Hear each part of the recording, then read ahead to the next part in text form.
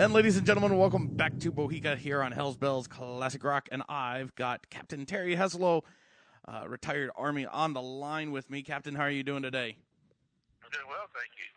So, Good to be with you. well, thank you very much. It's a pleasure to have you on. Tell us what's going on. We've briefly talked about the memo that you had sent to Senator John Cornyn of Texas, and let's get your take on it and get it from the horse's mouth, as it were. Well, glad to, Paul. The letter that I sent was actually sent not only to Senator Cornyn, but it was sent as well to Senator Cruz and my U.S. representative here in Texas. And the interest that I have in this is that it appears that the Department of Homeland Security has been unwilling to answer questions of individuals or of Congress, and primarily of Congress, about why they are stockpiling so many pieces of armor equipment, so many billions of rounds of ammunition, and so many automatic weapons, when their mission is all internal, it's all domestic.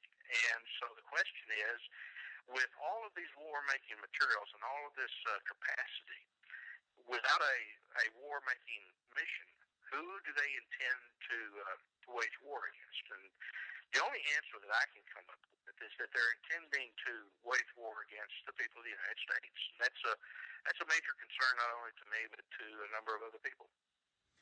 And I certainly can't argue with that. I'm looking at the 2012 fiscal budget for DHS, and they've had. I mean, some of the appropriations that they have. I mean, it's definitely curious because they've given somewhere in the neighborhood of $18 million to ICE alone, the immigration services alone. But total, they have close to $42.5 million last year that they were able to play with, and that looks somewhat steady for the past 3-4 years. And it's one of those. I think that perhaps we have short memories, and we lose sight of the reason that something was established in the first place. And when we look at the Department of Homeland Security, a lot of people don't remember why it was that the department was established in the first place, and it came about as I think, a knee-jerk reaction, because we found out that so many of our law enforcement agencies were not sharing information. They were not working together, and so when we talk about using intelligence and connecting the dots, we find that we had people who were hoarding dots, sharing the dots. And so the available information was obscured, and it was difficult to connect the dots to warn us about threats in the homeland. Well, that being the case, when we look at the Department of Homeland Security, we find that it was established to aid in requiring our existing law enforcement agencies to share the information that they had so that we weren't as vulnerable as we had been prior to 9/11. Now, we didn't establish the Department of Homeland Security as a logistical agency to supply all of the different law enforcement agencies. Those different law enforcement agencies already had their mandates, their missions. They had their budgets. They operated for decades, many of them, prior to the existence of the Department of Homeland Security. So I think one of the problems is that, number one, we forget why these agencies were established. And number two, as Americans, and I'm as guilty as anyone, we don't want to think that our government might be plotting against us. And in fact, I use the word coup because I believe that there is evidence in many of these actions, circumstantial perhaps, but evidence nonetheless, that this Obama administration, in the ways that he is conducting his administration and overseeing his agencies, uh, may be attempting a coup of effects against the people and against the Constitution of the United States. Now, it would be great if I was the only one that believed that. I would simply be an outlier. I would simply be an exception. But the response that I have had from the people, not of course from anyone in Congress, not from anyone in the government, not from anyone in the Republican Party, but the response that I've had from the people has been overwhelmingly positive. And people are saying that's exactly what I believed was happening for some time. So one way or the other, the people of the United States are seeing this, and while they might like to try and imagine that their government really wouldn't commit a war against them, more and more the people are beginning to be concerned about that possibility. And this doesn't make them feel any better. Absolutely, and I mean, then there truly is no disagreeing with that. I mean, it like you said, this is a logistical department, with the exception of border security. That is, from what I can tell in regards to their mission statement, is the only sort of force or law enforcement that they truly have to do is, border security. There's certainly arguments that they're not doing that great of a job there. Well, but there still is no excuse. Those agencies already existed beforehand. So yes, they have a mission there, but it isn't a new mission. It's a mission that's already been there, and that they have new oversight over agencies that have existed prior to 9/11. But certainly our security stance has changed since 9/11. So that's the reason why the Department of Homeland Security was established, to enhance the oversight over these agencies to make sure that they're accomplishing the security mission that they've been given. Absolutely, and it's one of those things where it seems to me, and for the most part, my listeners, because they understand that when we talk about things, we do our level best to bring the facts to each of the situations that we talk about. And we had talked about the Department of Homeland Security a couple of weeks ago in regards to how they were more of an intelligence gathering network. And then it was the responsibility of other agencies, such as the Federal Bureau of Investigation, to go out and act upon and, do the policing, do the harder work, because that was in their mandate that they already had. Now, in regards to a solution here, what is it that you see being the best possible outcome, and then we'll go and play devil's advocate and look at the worst possible outcome? Well, the best possible outcome, and the outcome that I have appealed for with those who have read my promptings on the internet, is that we act constitutionally, as we would desire that the administration honor and act within the confines of the Constitution. I encourage all of our citizens to be very proactive in claiming and using the freedoms that they have, and to act within the framework of the Constitution, act within those rights that have been given to them. And the primary one for this particular situation is that I have encouraged people to write to their senators and to their congressmen, and everybody needs to know that every state has 2 senators, and you don't just write to one, you write to both. It doesn't matter if one's a Republican, one's a Democrat, or if they're both Republicans or both Democrats. Write to them both. They are both your senators. And then you will also have a district United States representative who specifically represents your geographic region in your state. And what I've been encouraging people to do is make sure you're writing these letters.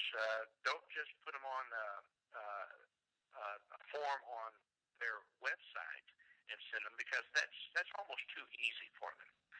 I think we need to make sure that we're sending the letters, that they're having to receive those envelopes, that they've got to process those envelopes, that they hear from the people what their desire for them to do is.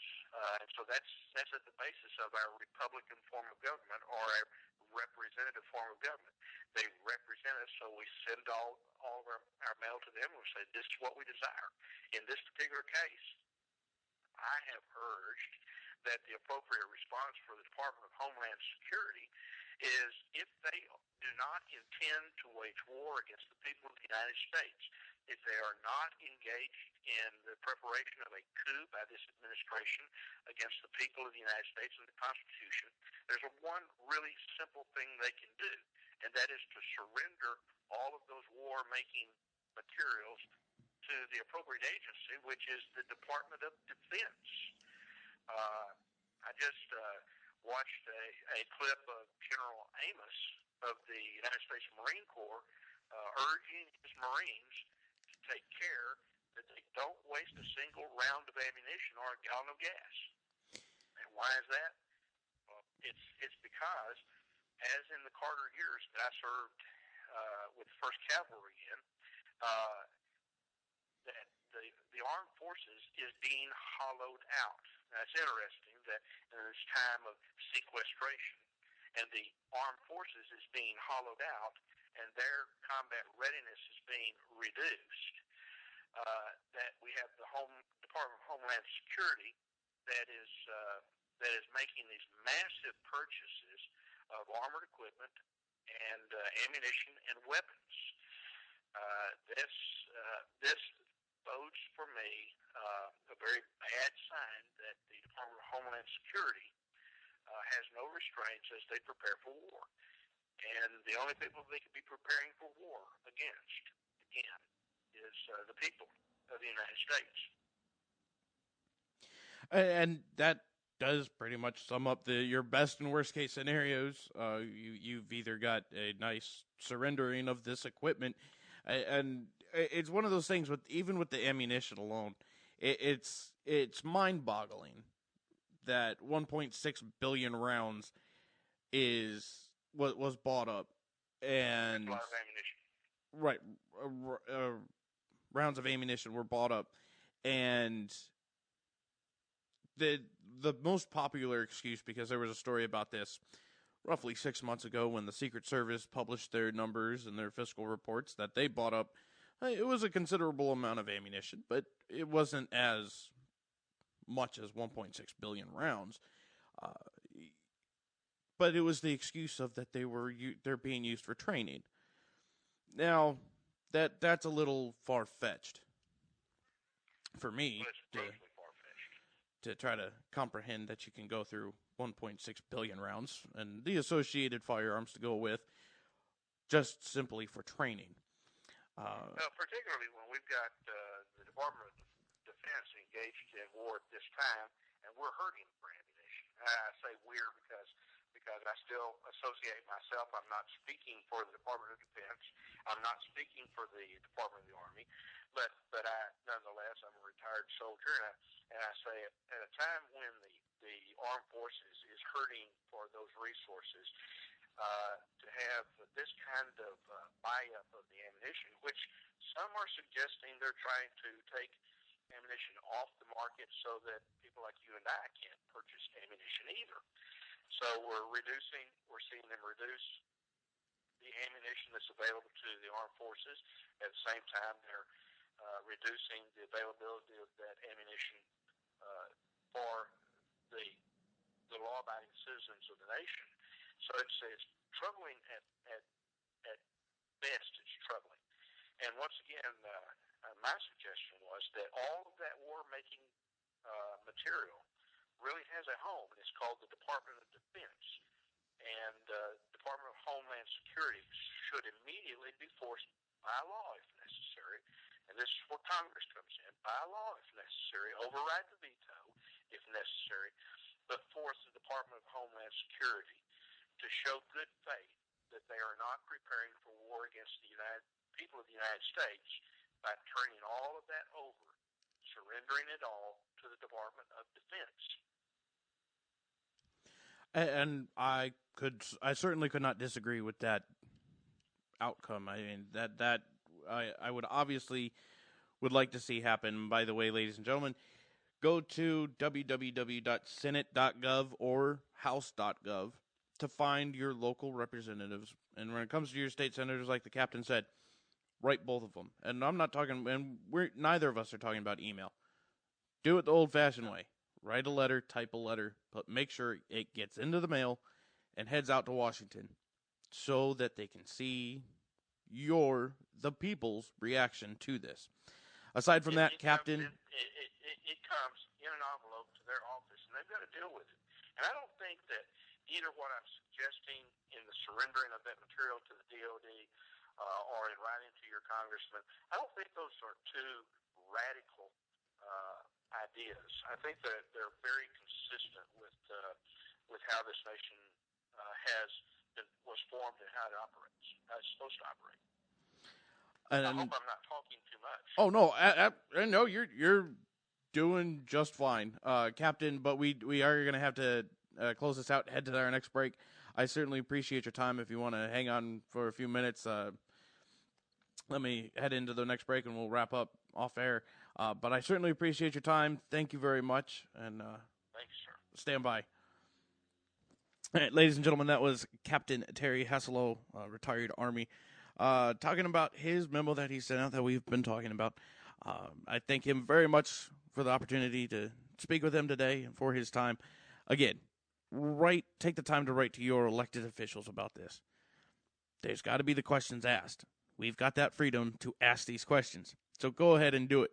In the meantime, stick around. We've got more BOHICA heading your way here on Hell's Bells Classic Rock, only on the Pontiac Entertainment Media Network.